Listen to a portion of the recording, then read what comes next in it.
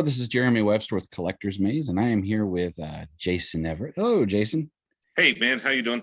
All right. Jason is the founder of Super Earth Comics and has launched Kickstarter for his latest issue, Kid Chaos #2. So what's Kid Chaos about? Kid Chaos is actually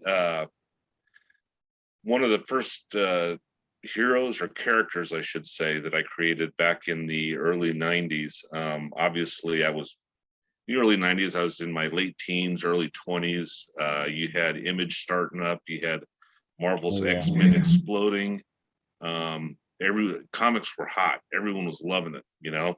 We didn't have any movies to run to, so you had to go to the comic shop to get your fix all the time. So I'd sit around and come up with my own characters, and Kid Chaos was a character I came up with as a sidekick to another character named Mystico, that I pulled from the public domain from the Golden Age and made a new modern version of it. Well, modern in the 90s sense. So Kid Chaos was he was supposed to be sort of me as a sidekick to a superhero, because obviously I don't know if you would, I don't know if you'd consider me a beta male, but I'm probably not an alpha male. So, you know, being a sidekick's more my deal than being the main protagonist of a story. So I always had an affinity towards him and sort of developed his origin around almost an autobiographical approach to a degree. Now, obviously, in the story that you see, you're not going to see a whole lot of detail as far as that's concerned, but when telling the story, I automatically come from that position of an almost, like I said, autobiographical approach. He's a 20-something kid living in a Chicago in the future. I've roughly set it around 2071 because that would make me exactly 100 years old. So in real life, so about 2071, as we've discussed, I mean, the way I view the future.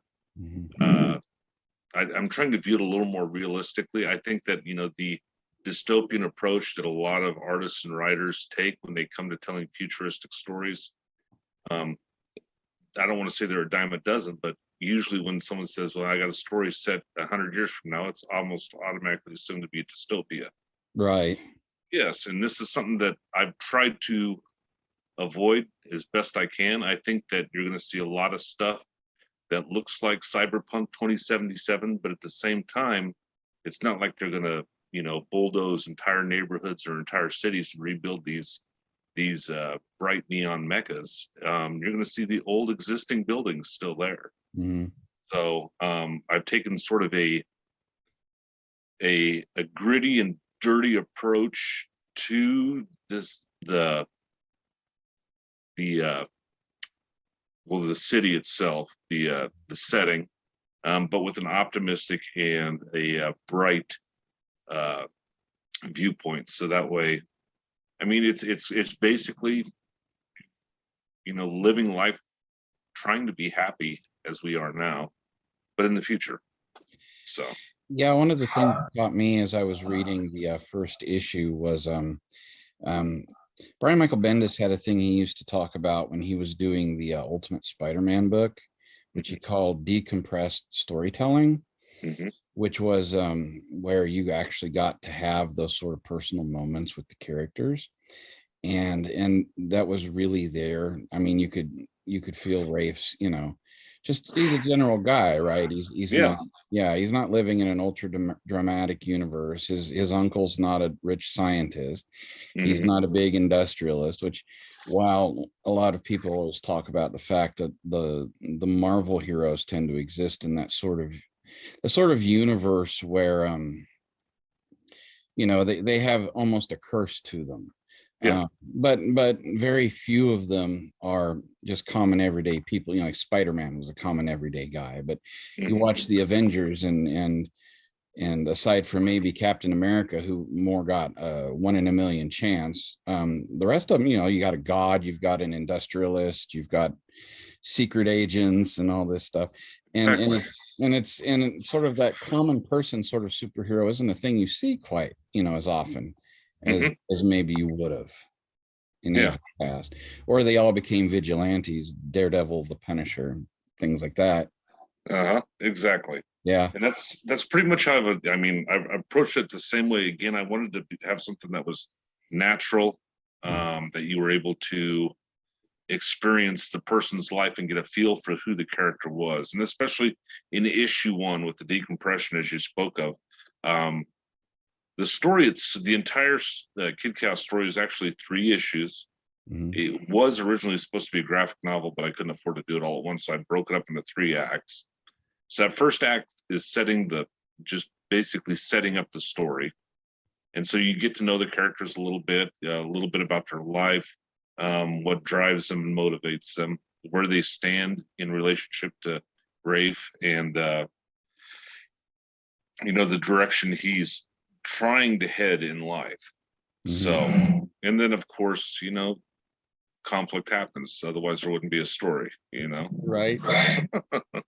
He has a run-in in the book with a modded street gang called, I believe it was the Chicago City Limits. Yes. And so who are those guys? Now those guys, again, that was another group of characters that I originally created back in the mid-90s, but they were supposed to be a X-Men knockoff originally. Okay.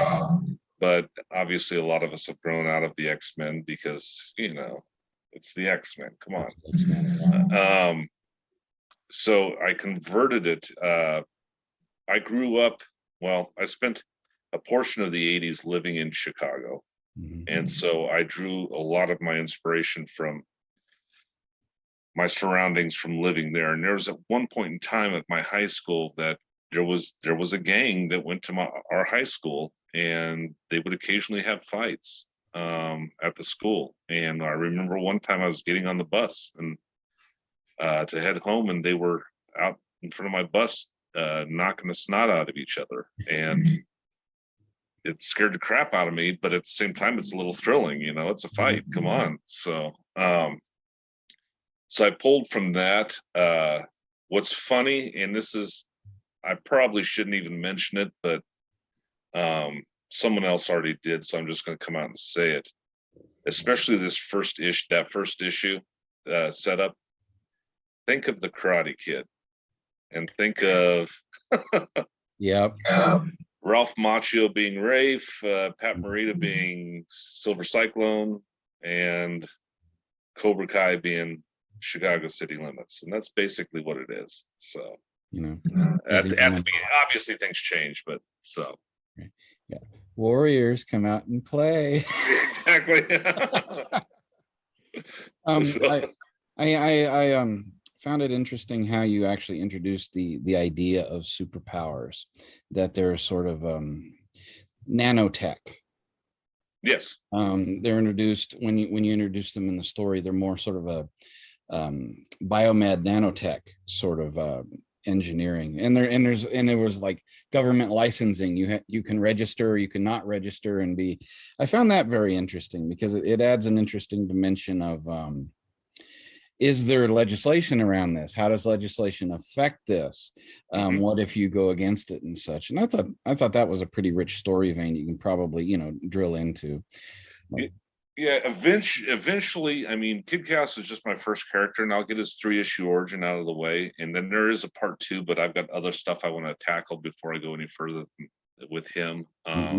But basically, in Super Earth, I'm trying to be as realistic as possible in these things because, someone who emits plasma charges from their hands. If you think about it, their bones, their nerve endings, their tissues would be destroyed. Yeah. It's, it doesn't work like that. So my best way, and then every universe has their own description of what a superhero is, or, Marvel has the mutants, and then there's the ultra humans and the metahumans and all the different, everyone, it's sort of like the zombies. No one can just say zombie anymore. It's the walkers or the deaders. I've heard all sorts of different names for them. So, I mean, obviously this is my turn at it. So I was talking to a guy about his car one time. He had it modded up. It was a street mod car. And I was like, modified, street modified, modify your body. Okay. You got to, you're super modified. Okay. And then if you're illegal, you're street modified. I could turn that into superheroes. So that's basically what it is. Anyone can be a superhero, but it's not like your body fully accepts it. It's a modification. You become a cyborg, or you get the nanotechnology, or any number of devices. I mean, that first issue, Ogden Spitz, Augie, has his modified glove on his hand that, so you can swing fire around and, hurt people with it or whatever. So just things like that. And every character that I'll introduce will have a modification of one form or another, but they're all, when it comes down to it, they're normal humans. So there's a definite sort of storytelling. Like there was a mini series that DC did in the 80s called Man of Steel, which was a retelling of the Superman origin. One of my favorite scenes in it was always Lois Lane's at his house, and he's supposed to be getting ready for work. So he's like, oh, I got to shave. And he goes in the bathroom and he turns on the shaver and sits it on a shelf. So he has the sound effect, but to actually shave, he's actually using the laser beam in a mirror burning. Yeah, exactly. I remember that completely. Yeah, so little details like that, they add that depth there. It's like, how would he do that? Yeah, exactly. So the biomed angle I thought was really, really interesting. Yeah, it's that initial setup. I mean, you're going to learn more about that in issue 2, because issue 2, I mean, I don't want to give away any spoilers, but Chicago City Limits don't take a lying down. Rafe talked to the cops at the hospital, and you're going to learn something about the cops as well. And the Chicago City Limits hear that Rafe talked to him, and well, obviously, you see it sort of at the end of the issue 1 there. So they come back for revenge, but you're going to see it's not as petty as, oh, I wanted to beat up a guy and he told the cops on me, so I'm going to come back and beat him again. No, there's a little more depth to it.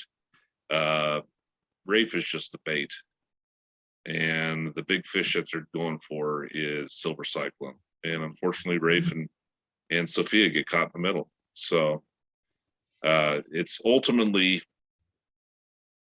a battle between Silver Cyclone and the Chicago City Limits, and Rafe gets stuck in the middle. But I always wanted to do the story approach with a team up or a duo. Okay, you always hear Batman and there's Robin over there, and Robin does a solo stuff, but you rarely hear a story told from Robin's perspective, and how it. Well, I haven't read a whole lot of Batman, so maybe it has been done, but from what I've read, I mean, it's usually from Batman's perspective, or he's the main character of the story and Robin's just there. Well, this is going to be flip-flopped. Silver Cyclone is, for the most part, the main vigilante or street modded character, and Kid Chaos, by the end, will become more of his partner to a degree, but it's more of they work together than being a partnership. So he'll be the Robin to Silver Cyclone's Batman for the most part. So Silver Cyclone has a pretty dramatic entrance in the book, and he has a pretty dynamic appearance with the metal armor and such. So who's this guy? Now Silver Cyclone again. Well, no, actually, Silver Cyclone was not a character that I created back in the 90s.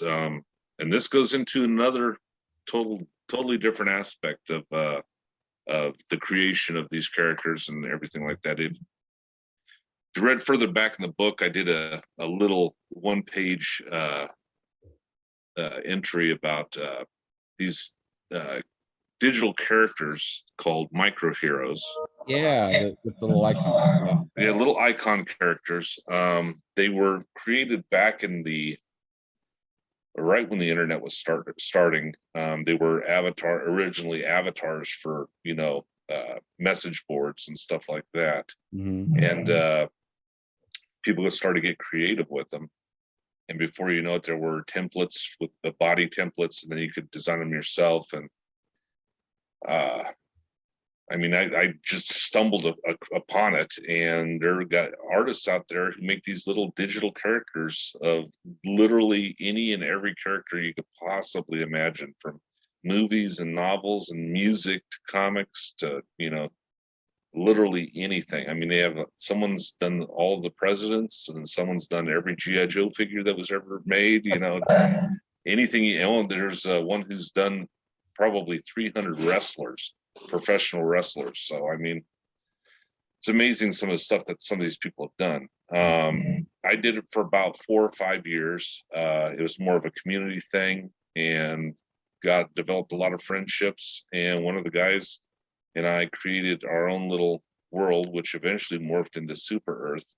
And one of the characters I created for that was Silver Cyclone. He was originally going to be part of another team, a corporate superhero team in this same world called Worldwide Incorporated. And there were, it was going to be a rotating cast. It was a corporate super team, similar to like how the boys have their own little corporate super team in that, which I did this back in the early 2000s, long before the boys, so I didn't rob that one. But he changed, though.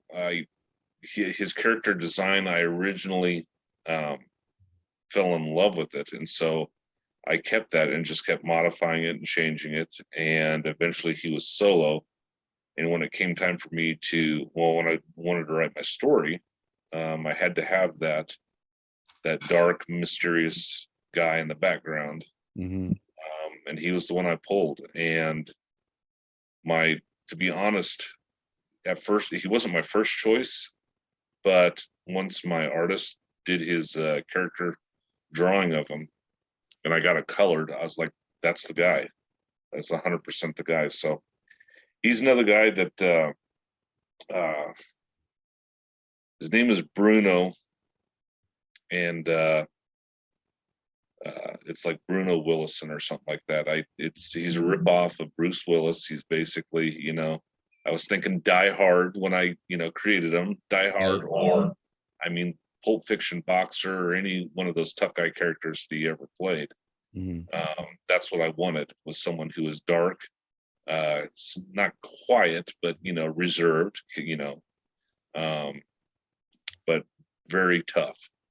And in this story, you haven't learned yet, and it probably won't learn in the Kid Chaos series, but he's a welder that works there. He got his back history is he got fired from a job because he wouldn't follow the procedures because they were doing something illegal, or he was standing up for what was right rather than towing the corporate line, and ended up getting let go for it. And so he wanted to stand for justice, and he lost basically everything. And then he has a run-in with this Chicago City Limits gang. Again, the story isn't fully developed yet. I'm still playing with it. But I basically wanted to set the two main opponents in the entire story are going to be Silver Cyclone and Chicago City Limits. So I really enjoy the art style of the book. I couldn't pronounce the artist's name, so if you want to throw him a call out. Hey, it's I had to go on Google and type it in, and even after I did the Google pronunciation, and then did it in another video for my first issue, my artist said that's really not how you pronounce it either. So it's Brzemschla Daedalus. So Okay. Przemysław. It's like, it's spelled like PRZ. Yes. Yeah, PRZ. So that right there is a real kicker, you know. I thought it was Przemysław, but it's not. It's the P is pronounced. I don't know how that plays in. That's So interesting. Przemysław. He has a bit of a like a cleaner John Romita Jr. sort of look to him. I very much enjoy the art style. Yeah, and again, that's when I wanted to select an artist, I went through probably 1, 2, 3. He was my fourth artist that I mean, I spent probably $300 before I was able to find him. Which doesn't sound like a lot, but I mean, it's $300 on artists you figure out you don't really want. But I found him on Reddit, and his art style it's very stylistic. It's eye candy in a lot of cases. It's a tad unrealistic, and that's, again, you're going to see way more of that in issue 2. Especially, he did a backup story for me called The Secret, with another character called The Secret, and it's everything is fully distorted, and just it's fantastical. I would say his art looks a lot like Humberto Ramos, or maybe a little Joe Madureira, and Todd Knock, that sort of stuff. It's a 90s style to me, but I think it's beautiful. I love it. So 90s style without jumping off the cliff that is Rob Liefeld. no, not Liefeld and not Lee, but the Joe Madureira style, right around in that area. So there were a lot of really nice artists in that area. Everyone always thinks of the extremes like McFarlane and Liefeld, but you had guys out there like Mark Silvestri, who were doing this very solid character art, and it could be somewhat stylized, but you never lost but you don't and Todd McFarlane's out there drawing Spider-Man with 47 loops and exactly and but guys out there like Silvestri, like where Jim Lee came from, who had some exaggeration to them, but they were still recognizable, identifiable sort of human form. Yes, exactly. And no small feet here. No, and no big chests. no single feet. Yeah, like the old Liefeld Captain America. Yeah, exactly. You can see his back and his chest at the same time. At the same time. That's become such a touchstone. Yeah. Or was it Cyclops in the X-Men with 400 pockets? Yeah, exactly.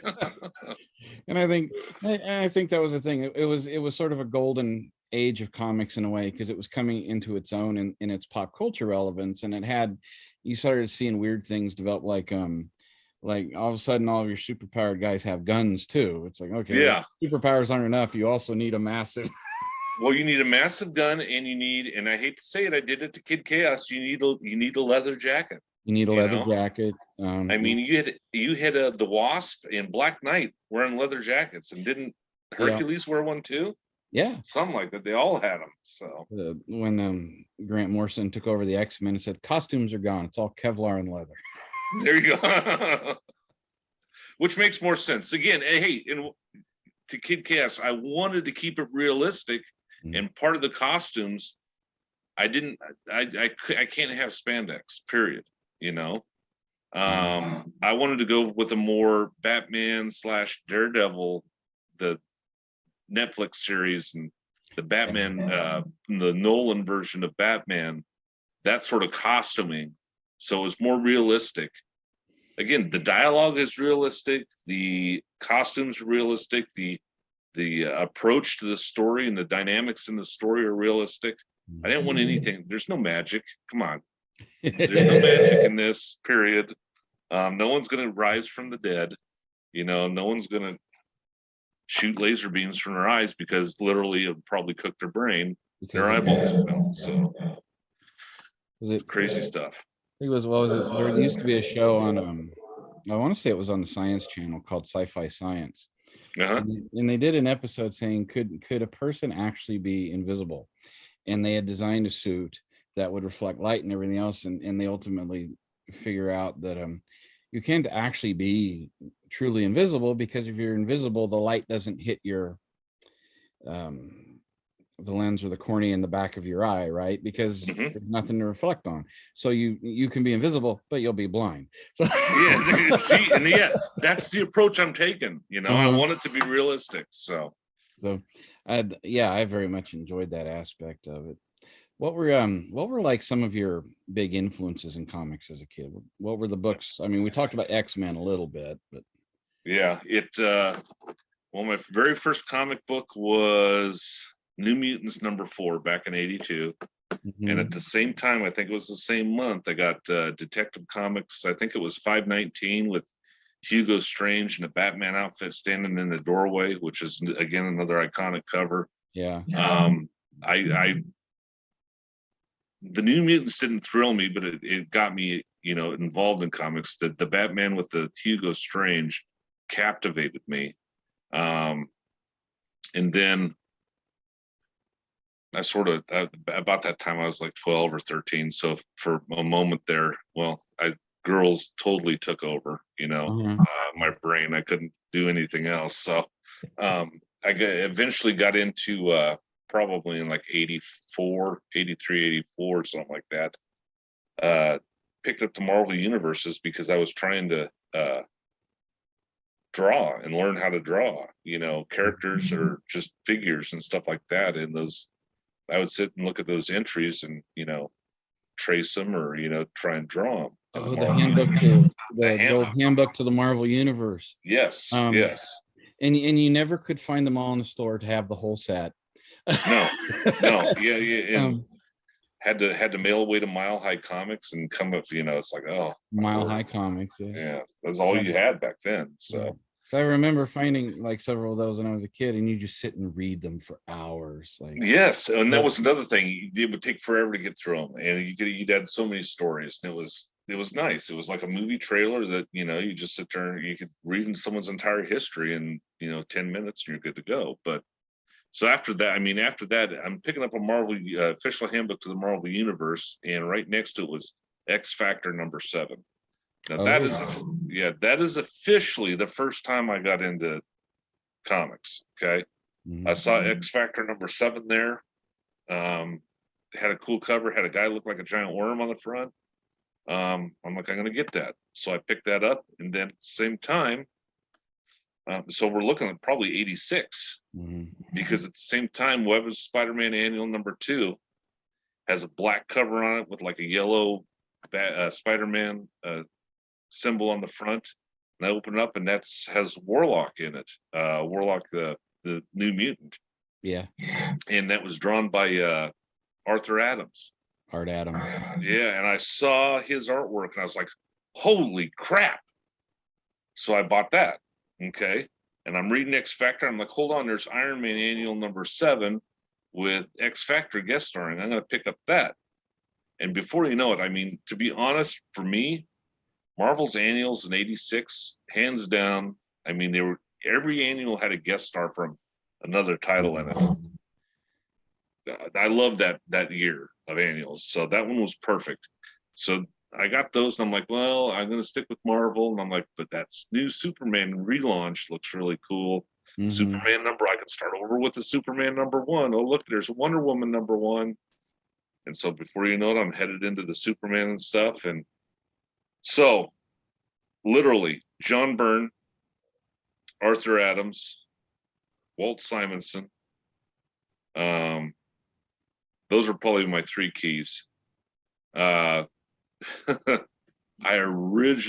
remember Amazing Spider-Man 300 coming out, and that cover was sort of pretty, but I didn't collect Amazing Spider-Man, so I'm not going to buy it. I left it there on the shelf. And I was like, man, I should have grabbed all of them with me. Put them in a box, but I didn't. So anyways, eventually I think I got into Amazing Spider-Man probably around 306, 307, something like that. And, I went back and I was able to get 300, but by then, even then, 6 months after the fact, it had already gone up by it was like 15-20 bucks or something. And back then it was a lot. That was So the introduction of Venom storyline, wasn't it? yep, Yeah. yep. So I eventually got that. And same time, I'm getting into new universe. I see this new universe stuff. I was like, well, I can start new universe fresh, and oh, here's Incredible Hulk with Wolverine in it. That looks pretty cool, with the blades and Wolverine, Hulk's reflection on it. Yeah. That So I cover. mean, there are a lot of key iconic issues that all came out about that time. Mm-hmm. One of my friends, he's like, well, hey, I read comic books too. Have you read Dark Knight Returns yet? Well, no, I haven't. Well, you need to go down and buy it. So I go down and get all 4 Dark Knight Returns. Boom. So I mean, the art was Arthur Adams, Walt Simonson, who moved into X Factor, and that's where I fell in love with that. John Byrne, who did the Superman. Writing, I love Byrne's stuff. I love Frank Miller's stuff. I love Jim Starlin's stuff. I mean, that's the beginning of the Infinity Gauntlet trilogy. Alan Davis popped up in there with Excalibur eventually, and then I fell in love with Captain Britain. So now I'm buying the British comics, from my comic shop. And there's a lot of, it's everything 80s pretty much for the most part. So yeah, I really like early Excalibur too. I thought that was a pretty neat, like offshoot of X-Men. Yeah. And it could totally do all the weird magic, extra dimensional. Yeah. It could do stuff that none of the other X titles could. No. And the characters were all, I mean, they were unique in and of themselves. I mean, I love them. They were perfect. That Cross Time Caper was one of the best, runs that they had. And then when Davis took over, well, Chris Claremont obviously is another big writer that I, fell in love with as well. But when Alan Davis took over as writer and artist on Excalibur, I love that. But that's sort of when I sort of faded out, because that's when Deep Space Nine and Next Generation and Voyager popped up. So now I'm watching TV with X-Files and all that stuff. So, one of those deals. It was a hell of an era, really. What? It was a hell of an era. It was. I mean, it was a lot of experimentation, a lot of people coming out of their own. Because a lot of good stuff. I think it's taken for granted now. A lot of the genre television and properties that we do have. You and I, we would have both been about kids of the 80s, and we had to consistently see, while you had stuff that would make it like Knight Rider and stuff, Amazing Stories would fail, and another show would fail, and another show would fail, and they only lasted a season. And then you hit the 90s, and well, you've got, in the 80s, you had Star Trek come back with the Next Generation. Babylon 5 shows up, and the next thing you know, Fox plunks the X-Files, out there. And while you've got that going on, actually gaining audiences, you've suddenly got, like Sci-Fi Channel, and which is a more targeted audience. And you've got shows developing over there, like Jim Henson's Farscape. And it sort of cemented that, and it's kind of easy to look now and sort of take for granted. It's like, no, we kind of had to we had to fight for these shows because they had absolutely no mercy. Well, exactly. And they were able to, I don't want to say they were able to experiment, but they tried anything and everything. They threw it out there. Now, I mean, was there really a need for Matrix 4? I mean, come on. It's all about IPs and continuing and building the growth of the IP. And no, let's try something new, something different. So or bring back something worth bringing back. Yes, Carl Kolchak could use a new and not like they did 10 or so years ago where it's this Angstrom thing, but a straight up Carl Kolchak show. Bring that back. Yeah, there you go. The modern interpretation, that would be cool. Exactly. Tell us a little bit about your Kickstarter. All right, so the Kickstarter's for issue number 2. Okay. It's got, I think it's a 28-page story, 26 or 28, something like that. The same artist has drawn it.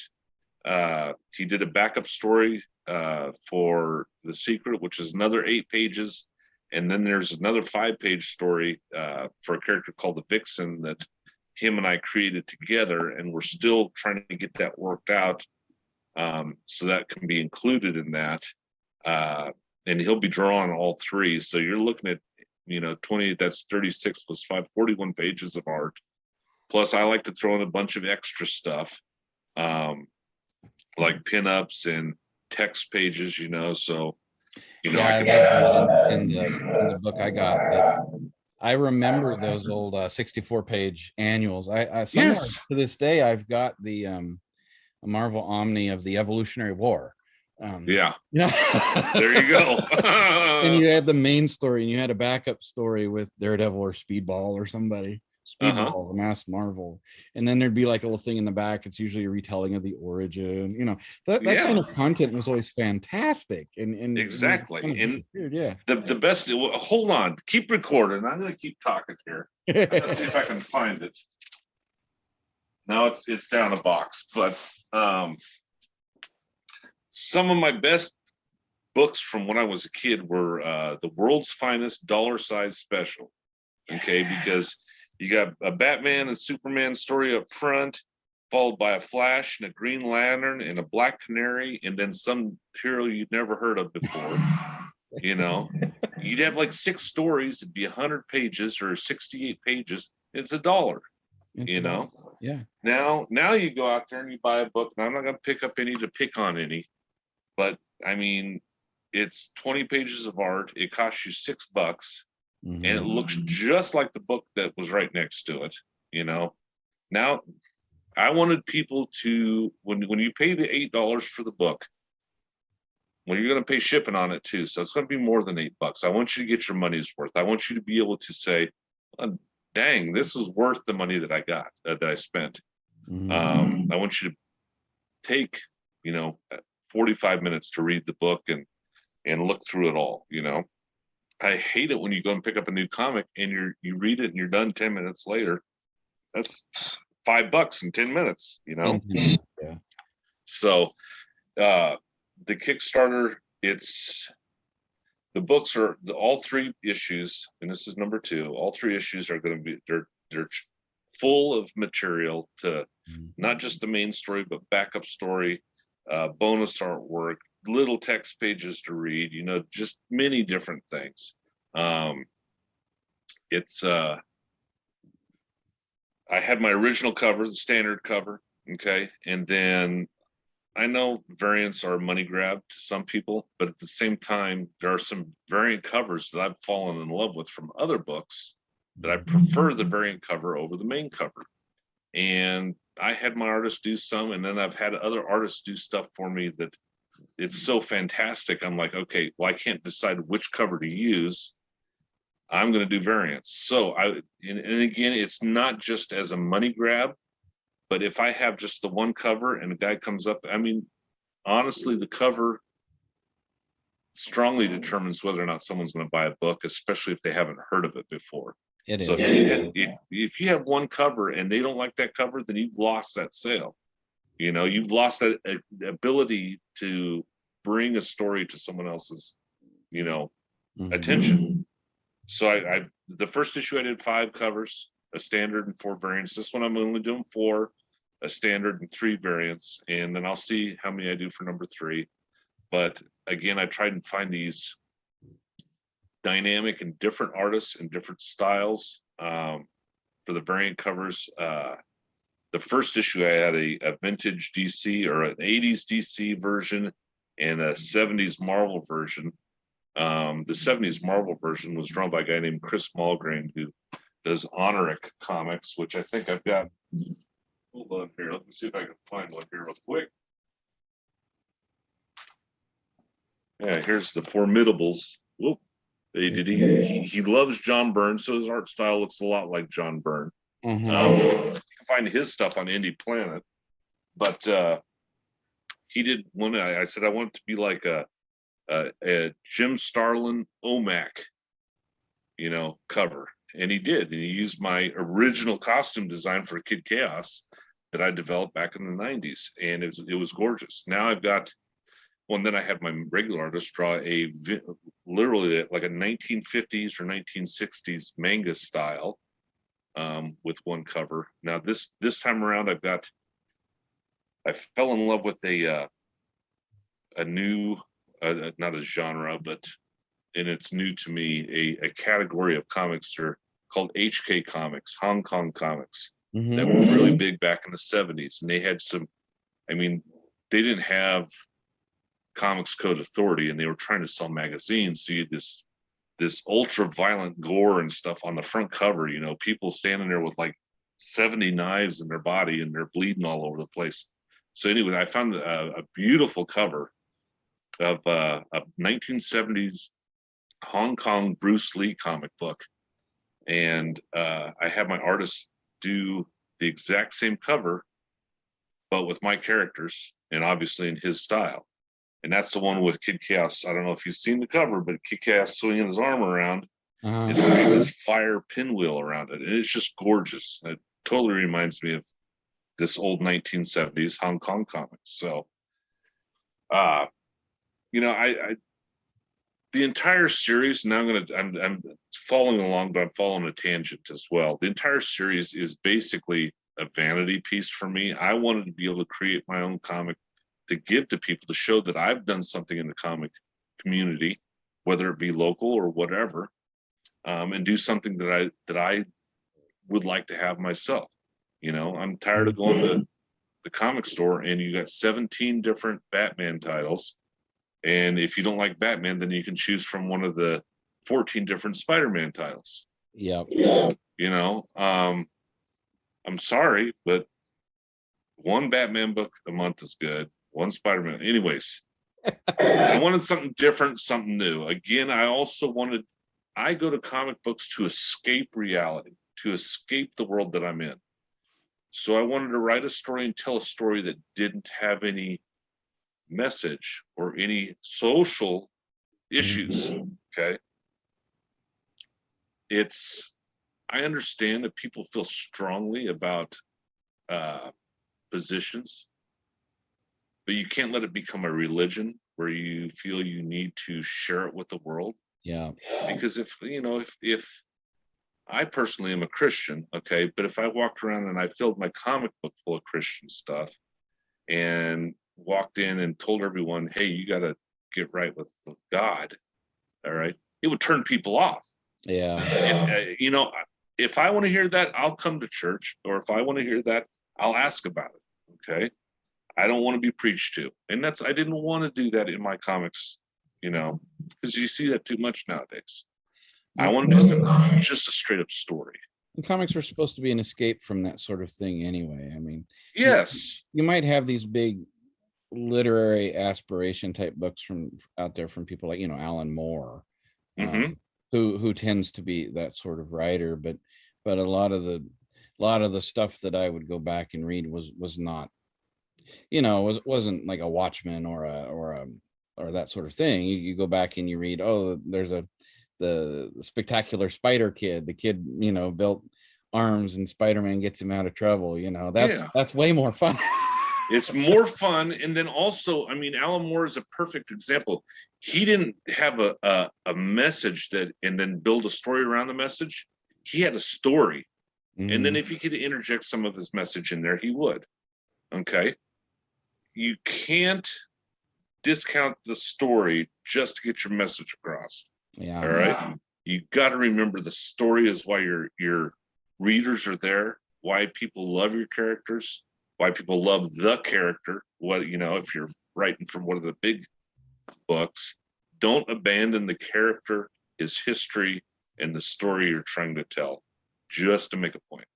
And that's what I did with Kid Chaos. There's no point, no message in the entire book. There's points, but you know, there's a story there, okay, but there's no message there that, you know, says, man, I need to recycle. But you know, well, there was a couple years ago, Captain America got all that damage to its sales because the Captain America is a secret member, a Hydra thing, and it just exploded in their face. They thought that was going to be the thing, and the readership went, no, absolutely not. Exactly. Yeah. You got to be careful with that stuff. Exactly. And I mean, it's, you know, I'm not discounting anyone on their beliefs or their positions. It's all good with me. It's just that don't preach it, because If people want to hear it, they'll seek it out. Yeah. Okay. You don't have to throw it in their face. Anyways, I'm just getting off on it. You are totally good. So that being said, Kid Chaos, though, the whole story, it's a vanity piece, like I said. It's chock full of things that I love. I had my vintage comic book, vintage Hong Kong comics in there. Each issue has a song list, and ultimately there will be a full soundtrack. You have themes to all the characters. All you got to do is search that on YouTube, listen to that song. You know exactly, what I'm trying to convey. A fight. Yeah. Go ahead. You had in there. I thought that was a neat touch. Yeah. Yeah. This track for this part of the book. Yeah. Exactly. So, like, if you get to the point in the book where there's a fight scene in a club, and down at the bottom it says Never Gonna Come Back Down by BT. Okay, let me search that on YouTube, and you play that while you're reading, and boy, you really get the intensity, because I want it to be, sort of like a movie, There's references to all sorts of not just 80s stuff, but pop culture things. I mean, Jason 20 shows up in there, or Friday the 13th 20 shows up in there. You got there's a Michael, if you look at the record store window, there's a Michael Jackson on there, there's a Duran Duran on there, there's all sorts of crazy stuff, I remember one of the characters was walking through the series of magazines, and on the cover had Canadian Berserker. Yeah, there you go. Exactly. That's great. There's stuff like that, and it carries over into issue 2. There's I'll say this: Epic Comics #1 shows up in that, or Epic Comics Magazine, or Epic Magazine shows up in that. House of Shadows with the Swamp Thing, the one with the girl's face on the front. Can't remember anyways, that shows up in there. There's quite a few little nuggets. And again, I wanted the reader, once you get done reading the page, I don't want you to turn the page. I want you to look. You just stay on the page. Find all that stuff, because we took the love and care to put it in there. So it's one of those deals. So you got anything else you want to tell our watchers today? Anything special coming up, or the deadline on the Kickstarter, when they should jump in and take advantage of that? Well, there is, to be honest, here's the deal. I have material, or, products set aside for stretch goals, which I would like to do. Simply because, again, that's just an added bonus for participating in a Kickstarter. Right now, I think we have, I'm looking at it now, 17 days to go. I am literally $31 away from meeting that goal. Now, all I need is to hit that goal, and then we can start heading into the stretch goals, and so that way, if we hit 1,000, everyone gets an additional print, If we get if we get up to 12,000, which not 12,000, 1,200, we'll get something else. Ultimately, I'd like to be able to, get enough people in here that everyone will get at least one copy of the book physically, whether you signed up for digital or print, because digital's nice, and I appreciate the support through the digital donations, which is awesome, but getting that book in your hand is what's most important. So but we'd have to hit quite a high number to get there. So there's a magic in having the actual physical book. Yeah, I download a bunch of public domain books, and I enjoy reading them on my iPad, but there's just something about holding the book in your hand, and smelling the ink, especially old comics. These new ones, they don't smell very good, but it's the old ones are awesome. So I have a collection. I found it at one of the local bookaholics of the I don't know how it managed to show up there, but you remember it must have been the 80s. that one Russ Cochran's publishing imprint. They used to do all the EC reprints, Uh-huh. the EC stuff. They had an EC library slipcase set of the Vault of Horror there, and I think I bought it off them for 80 or $100 complete, and got it open and opened it. The smell, the smell is just unearthly. It's everything you could want from an old comic smell. Exactly. Yes, you love it. So it's amazing. Bury your nose in there, you know. Yeah, one of those things. It's part of the experience. It really is. Exactly. Comics exactly. And everything else. So we've got 17 days to go. The more people we can get on board, the better it's going to be for everyone in the long run. And trust me, it's issue 2. Issue 3 is the grand finale. If you read issue 1, I know it's just setting the stage. Okay. Issue 2 is where it really kicks in. Mm-hmm. All right.